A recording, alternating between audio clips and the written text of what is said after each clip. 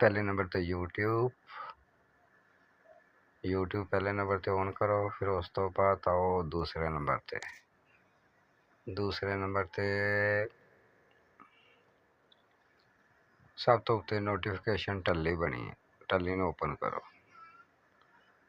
टल्ली तो बाद उस तो बाद थल्ले करो उपर जिथे वीडियो आ रही है इनू यस करो।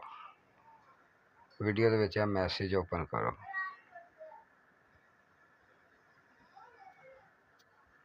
मैसेज दे विच चौथे नंबर ते आ गया, तुसी मैसेज सेंड कर कैंसल करोगे वो 3 निशान आएंगे मैसेज की जगह ते, उन्होंने ओपन करो।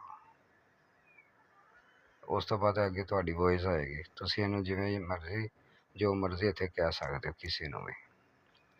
मैसेज करोगे तो तुहाडा मैसेज सेंड हो जाएगा, अगले बंदे कोल वॉइस चली जाएगी तुहाडी।